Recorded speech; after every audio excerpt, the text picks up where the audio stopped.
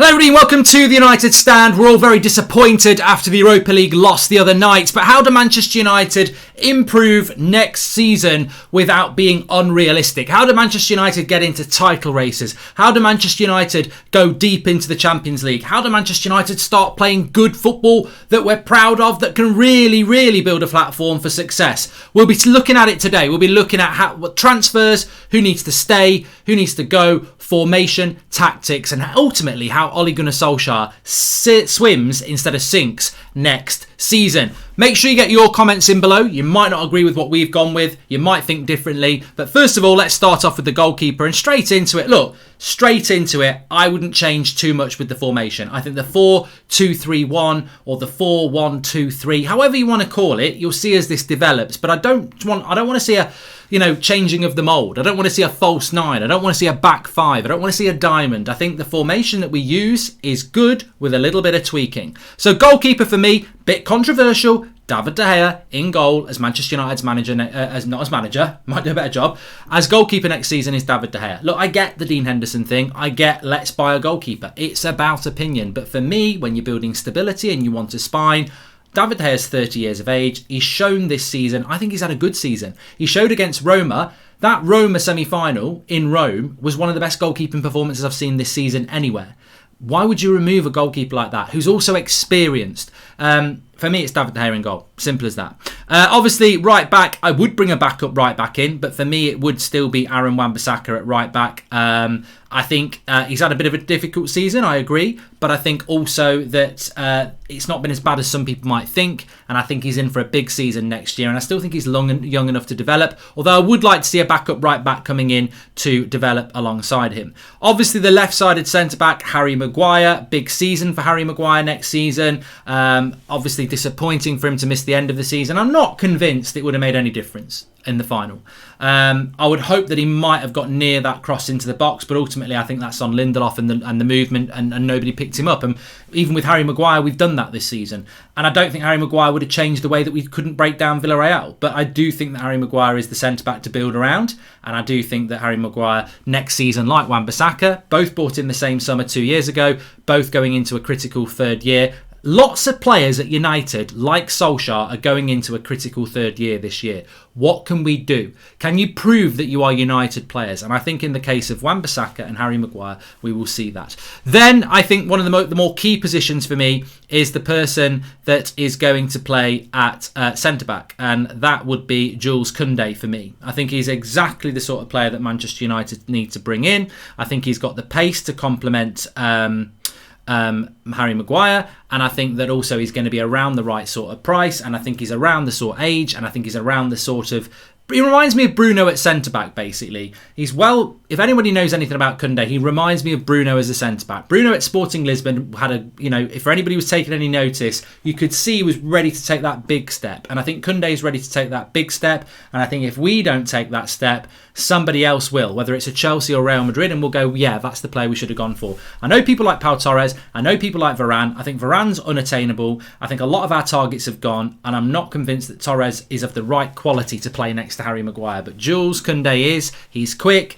I know he's a little bit small, but he's actually very good in the air. He's good on the ball. He can carry the ball out from the back. I think he is absolutely destined to have a great career as a centre-back, and it should be at Manchester United. Left-back, Luke Shaw. Season that Luke Shaw has had.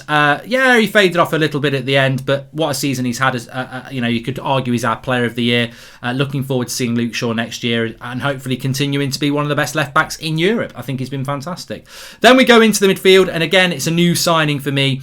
And it's Declan Rice. Declan Rice into the midfield to give us that stability. And I think the important thing about Declan Rice is that realistically, he's more here. He's going to do this job. He's going to wander side to side. He's going to shield the back four. He's going to take the ball. He's going to play it forward. So for me, that is Declan Rice in that position there. Yes, he's going to be expensive. Yes, he probably wants to go to Chelsea. Yes, we might need an alternative. But this is a team that I think we can build out on because it's going to cover 3 or 4 areas that we need to build out upon. So I'd have Declan Rice in there. And then I would hope, and this is key as well, is he going to be here next season? Paul Pogba. Paul Pogba for me has to stay. at Manchester United next season if we make these signings, and this would give Paul Pogba the freedom. I know over here he works really well, but here he will work fantastically well with Declan Rice next to him, a specialist centre defensive midfielder like he had with Matic. He needs a specialist CDM, and then Pogba dictates the play from the middle without having to worry too much defensively. So I would love to see Paul Pogba staying and Paul Pogba staying in the midfield for Manchester United with a CDM next to him. And also, let's not forget, look behind him. Jules Kounde pushes that centre-back pairing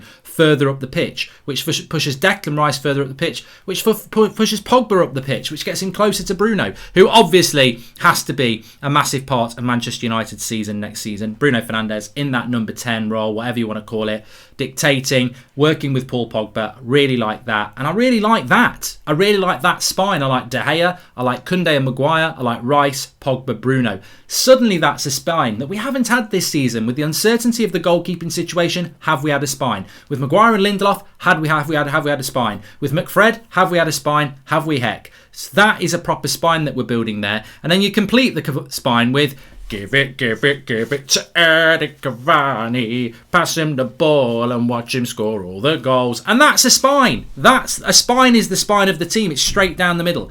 Absolutely fantastic. Really do like that. So yeah, Cavani for next season, absolutely perfect. Just what we need. Then you go to the left-hand side. I mean, look, I still think you've got to give Marcus Rashford the benefit of the doubt. He's had a lot of injuries, and I think, adding Marcus Rashford, the work that Marcus Rashford does with Luke Shaw is actually really, really good. That looks fantastic to me. And then on the right-hand side, probably not much of a shock what I'm going to bring in here. And I tell you what, if you want a little bit of positivity after that Villarreal game, I've only signed 3 players. Look at that team. Look at that team. Look at that team. It's balanced. You've got Sancho, who's going to provide the creativity for Cavani. You've got Bruno, who we know can work. We know Rashford's best off the left. Let's get him fit and back and going. You've got Cavani through the middle to score the goals. Give him the ball and watch him score all the goals. Pogba with the freedom. Declan Rice to run the midfield. Kounde to push us higher up the pitch and give us that pace that will help Maguire. And then the fullbacks, Luke Shaw continuing, Wan-Bissaka getting better, and then a world-class goalkeeper in David De Gea. That, to me, there is 3 signings, but look at that team. Can it win the league? I ain't going to say that's going to win the league. It's going to have to learn to play with each other, and Man City and Liverpool can be quite relentless with point accumulation, but it's definitely a team that can go beyond 74 points. That's a team that can get close to 80 points. That's a team that can go deep in the Champions League. That's a team to dream with. And look, it is a 4-2-3-1, but really you could say it's a 4-1-2-2-1. You could say it's a 4-3-3. It's about getting a centre defensive midfielder in who can take the ball off the back 4 and feed the players above. It's about freeing up Pogba or Van der Beek in the role next to a Declan Rice to let them join the attack, to get closer to Bruno. It's about having Sancho on the right instead of having 2 wide forwards in Greenwood and Rashford, who really are wide forwards. One of your wide men has got to be somebody who's a creator. Jadon Sancho's a creator. Rashford is a wide forward. And Cavani is a goal scorer. That team has got 2 fullbacks that will push further forward with Kounde in the team because he's got the pace to cover. Maguire will have more, be a more relaxed centre-back with a quicker centre-back next to him. Declan Rice will just do his job. Pogba gets freedom to get closer to Bruno. And suddenly, we can break teams down. And suddenly, we're defending more competently. That, to me, is the way Manchester United need to go this summer. And also, let me just say, I do this most summers, and sometimes you're saying, get Harry Kane, get Jadon Sancho, get Varane. You're getting 5 or 6 players. I genuinely think that this United side actually isn't that far off being the side that we want it to be. Let me just tidy it up a little bit. That is not really that far off being a side that we want it to be. 3 players come in. I'd like to see Kieran Trippier coming in onto the bench. My bench would be, probably Heaton. Henderson would need to be sold in this situation, I'm afraid. I'd have a goalkeeper. I'd have Eric Bailly as the backup centre-back, or Lindelof, one of the 2. Maybe put both of them on there. You need a backup fullback would be Tellez. I'd probably still have Fred and McTominay on the bench. Diallo and then Greenwood, I'd be happy with that. Maybe Martial's going to stay as well. But suddenly you're leaving people off the bench. You're leaving people off the bench, aren't you? So I think that Trippier needs to come in as well. What we need to do is remove Lingard, remove Pereira, remove Dalot, remove Mata, remove Matic, remove Dan James. So those 6 players need to move on for their careers for different reasons, and then bring 3 players in, utilise the younger players that we've got coming forward, and I think that team can challenge for a title. I think that team can go deep in the Champions League, and I think that team, most importantly of everything, that team can play good Manchester United football, and that is what we need to do as well. I think we can grind out the results, and we've shown that this season just finished. We can get to finals, we've shown that. We can get to semi-finals, we've shown that. What we can't do is win games, and I think, Ollie's done a good job in getting us to 5 semi-finals. Ollie's done a good job in getting us 3rd and 2nd in the last 2 years. But have we played consistently good football like a Man City does or a Liverpool does? No.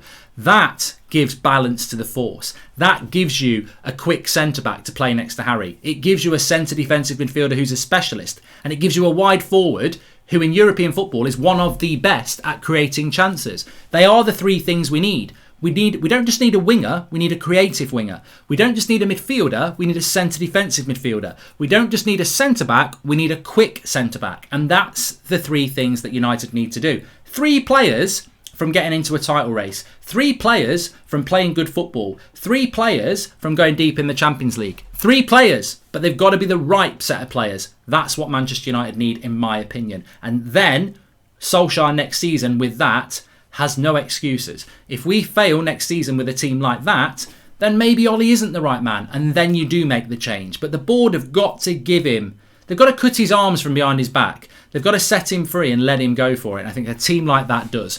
Make sure you smash a like on the video, but more importantly, subscribe. But also, more importantly, get your comments in below. I've only bought 3 players. I have got a backup right back in Trippier. I do want a forward, but I'll do that next summer when Cavani retires. This or goes back to South America. This is for next season.